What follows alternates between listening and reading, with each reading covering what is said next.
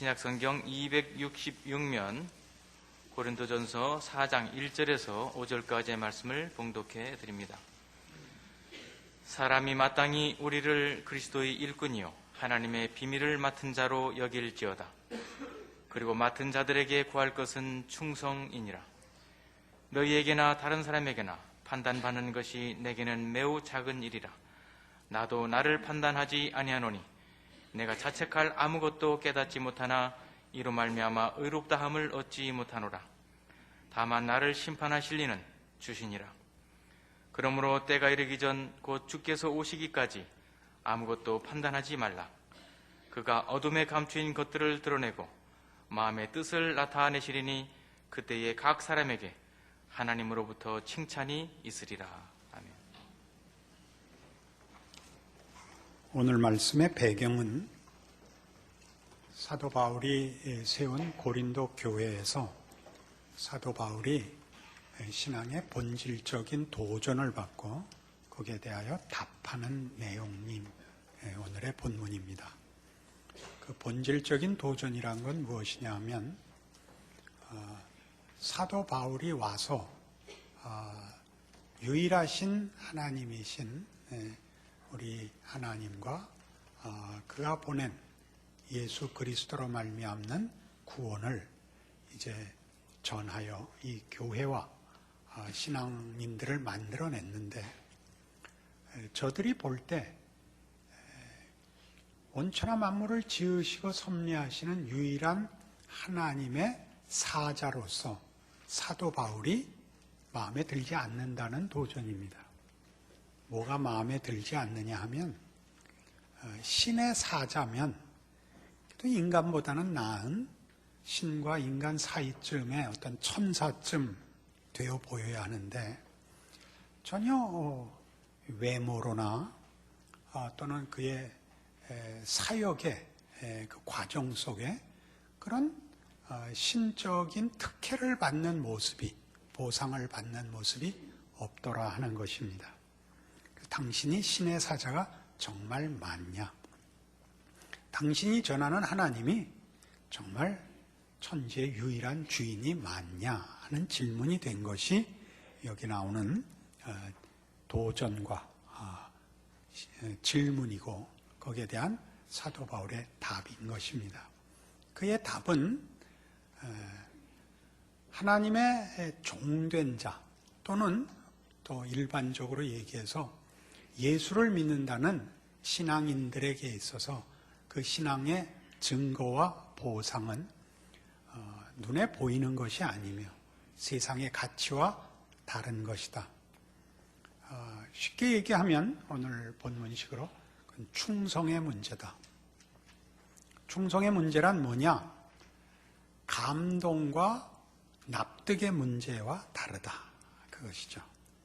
감동과 납득의 문제라는 것은 세상적인 기준으로의 감동과 납득을 넘어서는 것이다 하는 이야기고, 충성이라는 것은 그것이 신념이나 개념의 싸움이 아니고 지휘관, 인격자 지휘관에 대한 무한 신뢰요 순종이다, 이렇게 답하는 것입니다. 이 문제는 아차 잘못하면 맹신을 강요하는 것이 될 수 있습니다. 생각도 하지 않고 의심도 하지 않고 무조건 충성하라는 것은 맹종으로 빠질 위험성이 있습니다. 그러나 이 문제의 아주 중요한 부분은 그것이 우리가 논리적으로 이해되거나 현실적으로 이해되는 것으로 기독교가 전락할 수 있다는 것도 분명히 지적하고 있습니다. 그러니까 기독교 신앙이 가지는 그 신앙의 중요한 특성이 무엇이냐 하는 것을 우리 성경으로, 기독교 신앙으로 제대로 정리하는 데 있어서 오늘의 이 본문이 매우 중요합니다. 그는 자신을 판단하지 않는답니다. 그래서 판단하지 않는다는 것은 지금 점수를 매길 수가 없다는 뜻입니다. 지금 내가 몇 점짜리인지 지금은 채점할 때가 아니다, 그거죠. 지금은 충성할 때다, 이겁니다. 그것은 이제 나중에 답안지를 보고 채점을 해봐야 된다라는 뜻이 아니라 보이는 것으로 판단할 때가 아니다. 하나님 일하시면 일하시는 방법은 우리가 이해하지 못하는 방법이다. 하나님의 지혜와 하나님의 신비는 너무 깊어서 지금은 우리가 잘 이해하지 못할 수 있다. 그래서 충성이 요구된다. 그렇게 얘기합니다. 고린도후서 1장에 가시면 이런 배경에, 이런 말을 하는 배경에 이런 사도 바울의 경험과 이해가 있습니다. 286페이지 고린도후서 1장 8절입니다. 형제들아, 우리가 아시아에서 당한 환난을 너희가 모르기를 원하지 아니하노니 힘에 겹도록 심한 고난을 당하여 살 소망까지 끊어지고 우리는 우리 자신이 사형 선고를 받은 줄 알았으니 이는 우리로 자기를 의지하지 말고 오직 죽은 자를 다시 살리시는 하나님만 의지하게 하심이라. 사도 바울은 이 기록을 지금 왜 하느냐 하면 하나님의 종이 되면 또는 또 일반적으로 하나님을 믿는 백성이 되면 어떤 보이는 보상이 있다고 쉽게 생각하지 마라 라는 설명을 위하여 이 경험을 기록하고 있습니다. 사도 바울은 지금 중요한 하나님의 일꾼입니다. 그는 하나님의 뜻과 하나님이 누구신가와 예수를 보내신 것이 무엇이며 예수가 누구인가, 예수를 통한 하나님의 구원과 목적이 무엇인가를 전하러 다니는 중요한 하나님의 일꾼입니다. 그리고 사도 바울 자신이 그 일에 항복하여 믿음을 가지고 헌신하여 그의 생애를 바치고 있습니다. 그럼 우리가 쉽게 생각해도 하나님께서 그에게 복을 더 주시고 그를 통하여 이루실 일들의 중요성을 인해서라도 형통케 하셔야 맞습니다. 그러나 뜻밖에도 이 가장 중요한 하나님의 종인 사도 바울의 생애는 그의 막중한 임무에도 불구하고 그 임무의 중요성에도 불구하고 그리고 온천하 만물의 주인이신 하나님을 위하여 일하는 것임에도 불구하고 고달팠다고 하는 것입니다. 왜 고달팠느냐? 바울은 이렇게 고백하죠. 자신을 의뢰하지 말고 죽은 자를 살리시는 하나님만 의뢰하게 하려 하여 하나님이 사도 바울의 사역과 인생을 고달프게 했다고 이해한다. 그렇게 증언합니다. 이 증언의 중요성은 이것입니다. 우리는 물론 기독교 신앙을 시작할 때 현실적 고달픔을 인하여 하나님을 찾아 나옵니다. 그것은 분명한 하나의 계기입니다. 대부분의 사람들이 이런 현실적인 고달픔 속에서 영혼의 갈증을 확인하게 되고 현실과 현실을 붙잡고 있는 영구한 것에 대하여 관심을 가지게 되죠. 그래서 하나님을 찾고 하나님이 현실적인 답을 하심으로써 다만 현실의 해결이 아니라 현실을 붙들고 있는 진정한 힘, 근원, 주인을 만나게 하십니다. 그럼에도 불구하고 이 현실적인 해결들은 종종 우리를 하나님이 마치 물질계를 주관하는 신에 불과한 것 같은 생각이 들게 하여 우리로 하여금 하나님이 물질계를 만드셨을 뿐만 아니라 영혼의 소유자인 당신의 형상으로 우리를 만들었다는 사실을 놓칠까 봐 하나님께서 물질로서 다만 현실로서의 보상이 아닌 더 깊은 답을 찾고 더 깊은 내용을 담게 하기 위한 좌절과 고난을 준다는 사실을 우리는 성경을 통하여 확인하는 것입니다.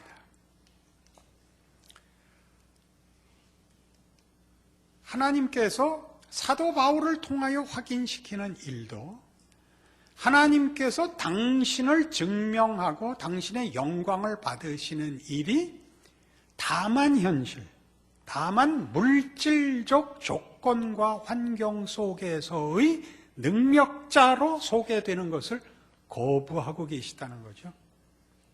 그것보다 더 깊은 내용으로 인격과 영혼에 관한 문제로, 진리와 영생에 관한 문제로 하나님은 우리의 하나님이시며 우리를 그렇게 대접하고 다룬다고 바울의 생애와 사역 속에 간섭하고 계시는 겁니다. 너는 돌아다니면서 나를 마치 무슨 복권이나 무슨 마력을 가진 존재로 소개하지 말아라. 그렇게 이해하지 말아라. 너 자신부터 똑바로 나를 알고 나를 증언해라. 이렇게 찾아오셨다는 것이죠. 우리는 사실 이 부분은 싫습니다. 고단하니까요. 그러나 이 부분은 보다 깊은 문제를 품고 있습니다. 같은 고린도후서 12장에 가시면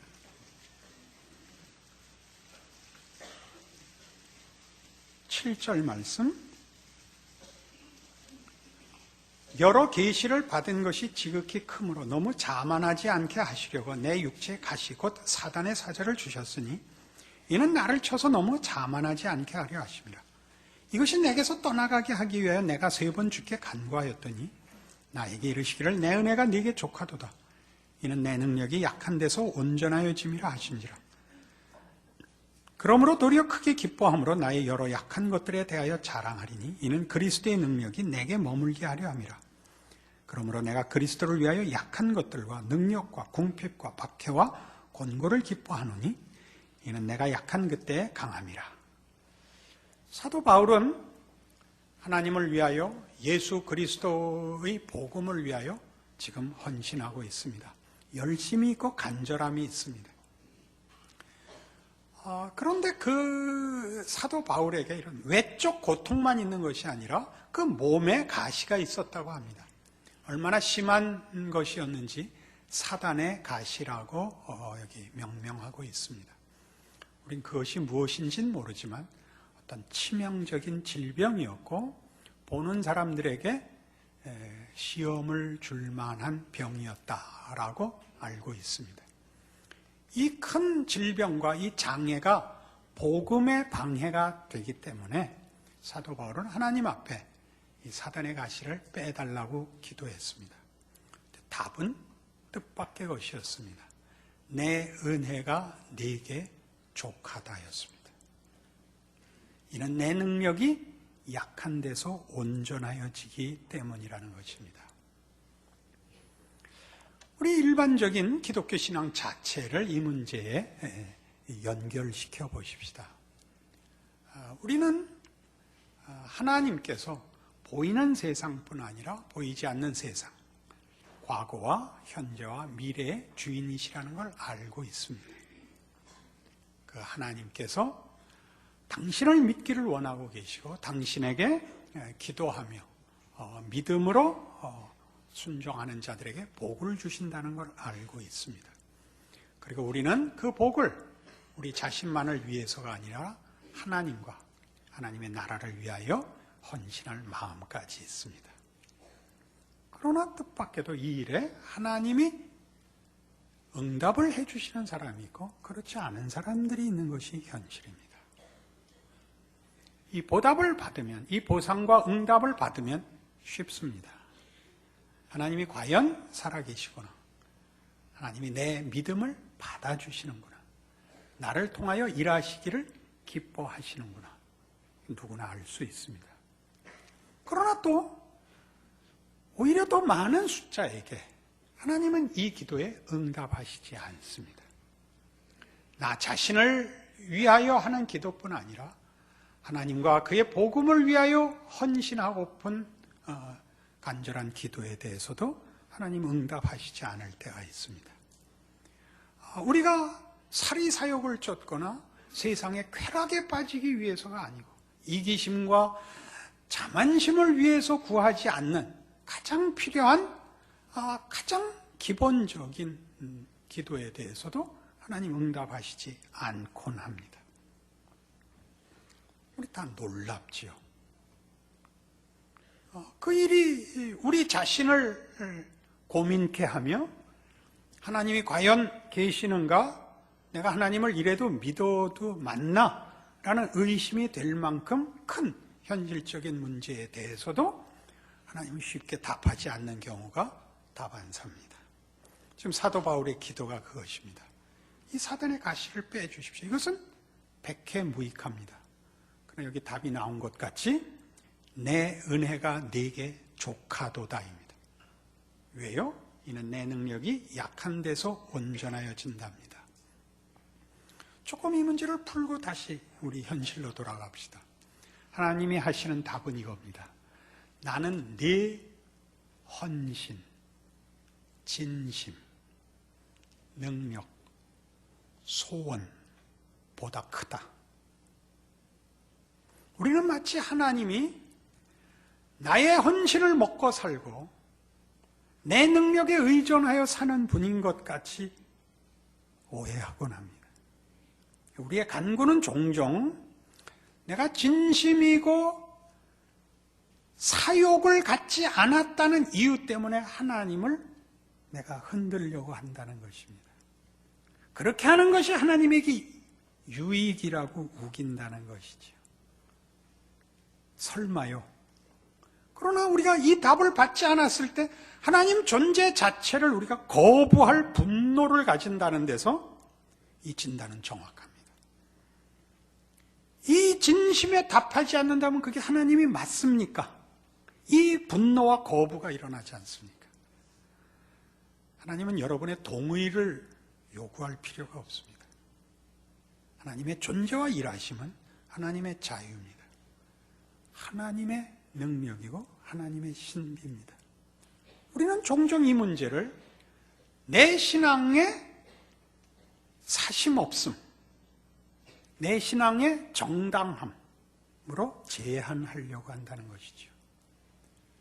하나님께서는 지금 뭐라고 답하시느냐 하면 네가 나를 편들고 네가 모든 조건과 능력을 가지고 있을 때보다 네가 무능하고 너 하나를 인하여 쩔쩔맬 때 난 더 많은 일을 할 수 있다 라고 답하신다는 사실이죠. 그럼 우리 현실로 돌아옵시다.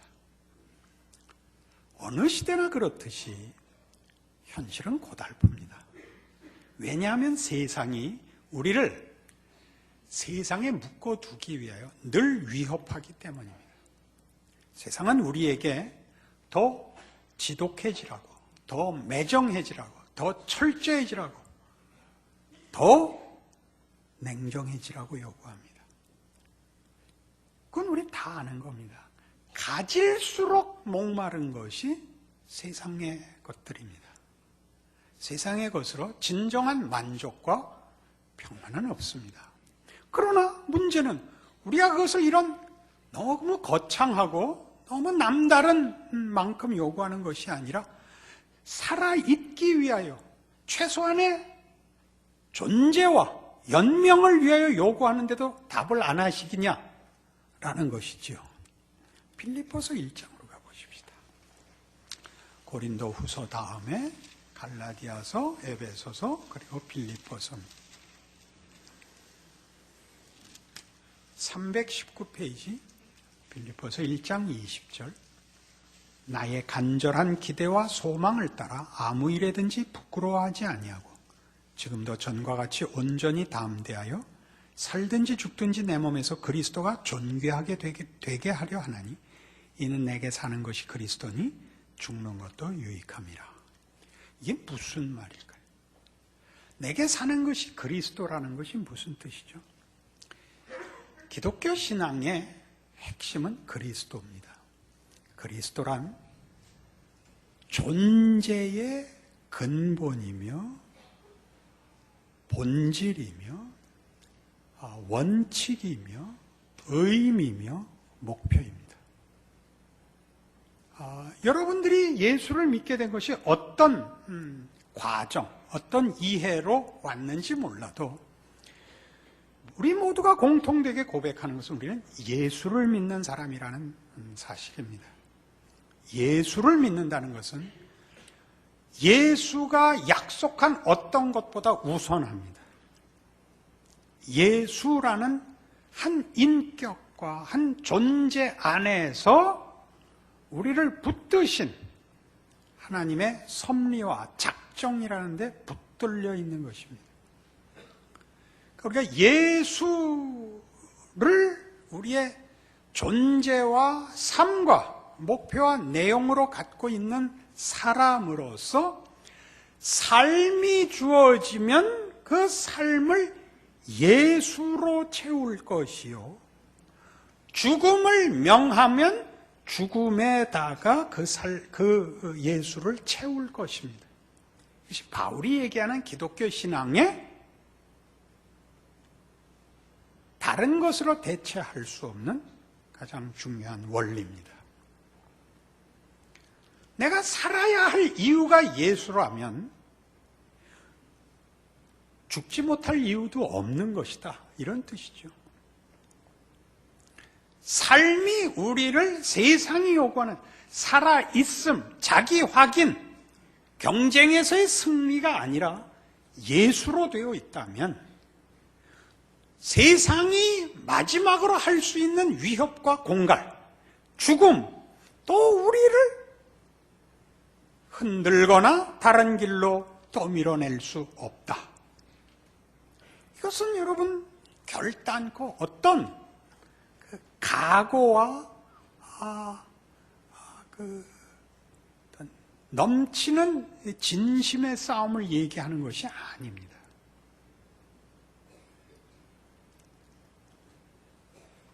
우리의 삶에 세상이 가질 수 있는 유혹과 위협은 언제나 이겁니다. 살아 있어야만 된다. 존재해야만 된다.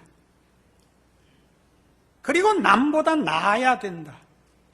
이것 외엔 세상이 우리를 유혹할 것도 시험할 것도 위협할 것도 없습니다. 그러나 지금 여러분이 힘드신 중에 있다면 공감하시기 어렵겠지만 가져봐야, 오래 살아봐야, 아니 영원히 살아봐야 예수 없는 삶은 벌입니다. 저도 이 나이가 되니까요, 건강하고 오래 사십시오 같이 무서운 저주는 없습니다. 사람은 죽을 때 죽어야 됩니다. 오래 살면 오래 사는 책임이 물론 있습니다. 사는 건 무시무시합니다. 신앙으로 살 수 있으니까 다행이지만 신앙이라는 이름으로 하나님이 고통을 면제시켜 주지 않고 예수로 살라고 하는 이상 삶은 늘 충성을 확인해야 되는 삶이기 때문입니다. 내가 각오하고 진심을 가지고 노력해서 늘 넉넉하지 않습니다. 세상의 위협이 저게 나를 헛된 자로 만들고 아무것도 아닌 것으로 만들려고 한다는 걸 알기 때문에 그쪽 편을 들 수가 없습니다. 예수 안에 있는 삶만이 진정한 삶이고 죽어도 유익합니다. 죽으라면 죽을 수 있습니다.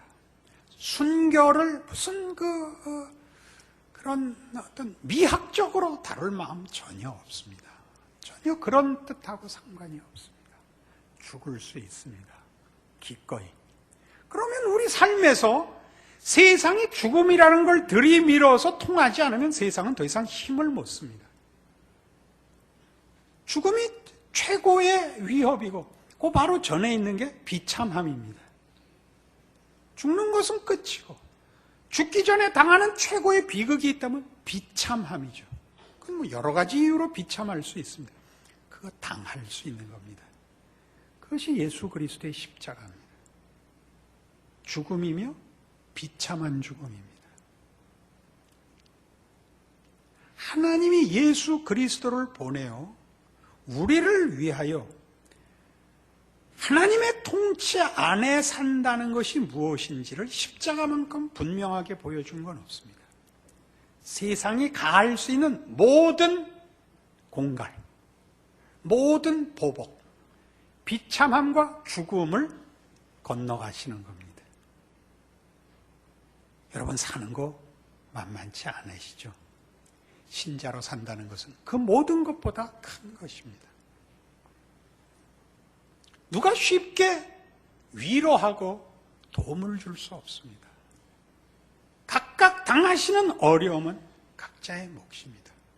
우리는 끊임없이 그 기도를 할 수 있습니다. 하나님, 견딜 수 있게 해주십시오. 하나님, 이 형편을 낫게 해주시면 제 평생을 주께 바치겠습니다. 내 은혜가 네게 족하도다. 나 이미 너를 통하여 일하고 있다. 아이고 하나님, 그런 식으로는 하지 말아 주십시오. 새해 소원입니다. 안 된다. 죽은 자를 살리시는 하나님의 방법. 우리가 약할 때, 우리가 남을 위해서 전혀 여력이 없고 자기 한 인생 때문에 쩔쩔매고 가족을 돌아볼 힘마저도 없는 그때에도 하나님은 우리와 함께 하실 뿐 아니라 우리를 통하여 일하신답니다. 믿어지십니까? 여러분의 눈물과 비명이 여러분의 간증과 열정 이상의 일을 한다는 것을 십자가로 확인하셔야 됩니다. 그렇지 않으면 우리는 매번 하나님의 일하심과 다른 길을, 내가 원하는 길, 내가 편한 길, 내 식으로 하는 길 때문에 하나님과 맞서야 됩니다. 우리 늘 불평을, 의심을, 그리고 비겁함을 벗어날 방법이 없습니다. 빌립보서 4장에 가면 바로 이런 이유들 때문에 사도 바울은 이 고백을 할 수 있는 것입니다. 4장 10절입니다. 내가 주 안에서 크게 기뻐하면 너희가 나를 생각하던 것이 이제 다시 싹이 남이니 너희가 또한 이를 위하여 생각은 하였으나 기회가 없었느니라. 내가 궁핍함으로 말하는 것이 아니니라. 어떠한 형편에든지 나는 자족하기를 배웠노니 나는 비천에 처할 줄도 알고 풍부에 처할 줄도 알아. 모든 일 곧 배부름과 배고픔과 풍부와 궁핍에도 처할 줄 아는 일체의 비결을 배웠노라. 내게 능력 주시는 자 안에서 내가 모든 것을 할 수 있느니라. 자, 이제 싸움은 분명해졌습니다. 세상이 말하는, 세상이 약속하는 것으로 살 것인가, 하나님이 예수 안에서 약속한 것으로 살 것인가 라는 선택만 남는 것입니다. 세상은 우리에게 세상이 줄 수 있는 것을 약속하고 세상을 편들지 않으면 세상이 줄 수 있는 것을 빼앗아 우리를 위협할 것입니다. 그것은 물질입니다. 그리고 자존심을 세우는 것 정도겠죠. 하나님은 우리에게 사랑과 영생과 진리와 자유를 약속하십니다. 그것을 그 아들을 보내어 그를 십자가에 우리 죄 대신 못 박으심으로 증명하셨습니다. 세상은 이것을 주지 못합니다. 우리를 괴롭힐 수는 있습니다. 사도 바울은 이제 이 선언을 하는 것입니다. 내게 능력 주시는 자는 신자 모두에게 해당하는 말입니다. 이제 우리는 예수 안에서 하나님의 통치 속에서 삽니다. 우리의 능력은 모두 예수 안에서 하나님으로부터 나옵니다. 세상의 힘으로 살지 않고 예수 안에 있는 하나님의 능력으로 살 것입니다. 현실 속에서 말이죠. 세상의 위협과 유혹과 이 처절한 현실 속에서 하나님의 사람으로 살 것입니다. 그래서 삶과 죽음을 극복할 것입니다. 그래서 무엇을 할 수 있느냐?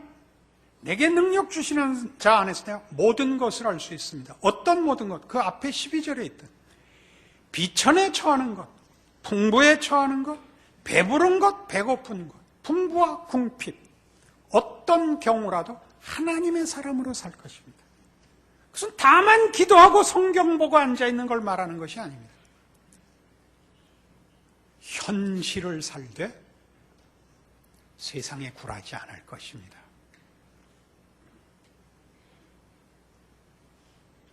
실패하면 실패할 것입니다.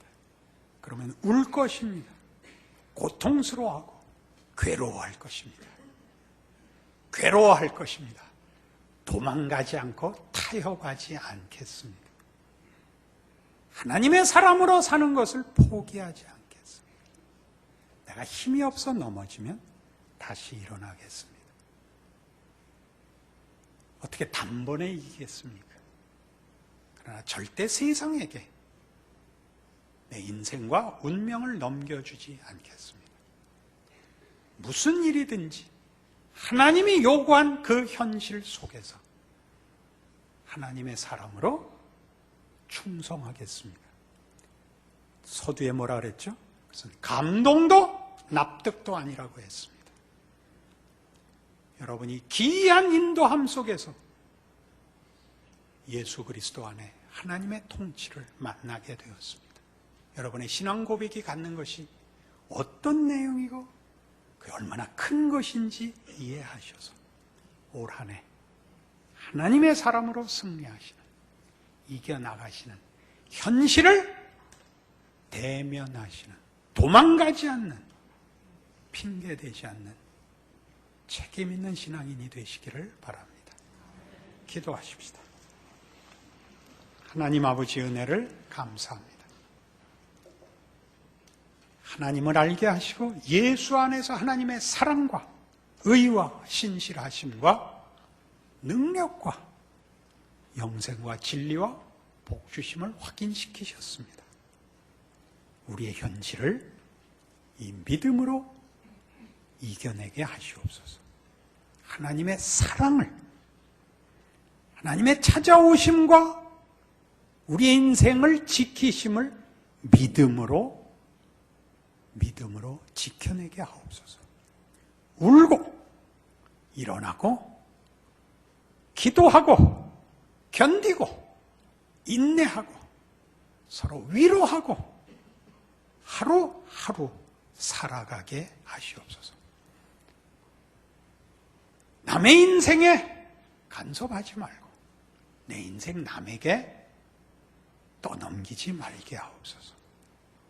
우리에게 주어진 인생 중에 하나님이 함께 하시는 한, 거기 기적과 거기 승리가 있는 줄 아는 올바른 신앙인으로 책임 있게 살게 하시옵소서. 지금은 우리 주 예수 그리스도의 은혜와 하나님 아버지의 극진하신 사랑과 성령님의 교통하심이 하나님의 사람으로 주어진 하루를 책임 있게 충성하리라 약속하고 돌아가는 심령들 위해 영원토록 함께 있을지어다.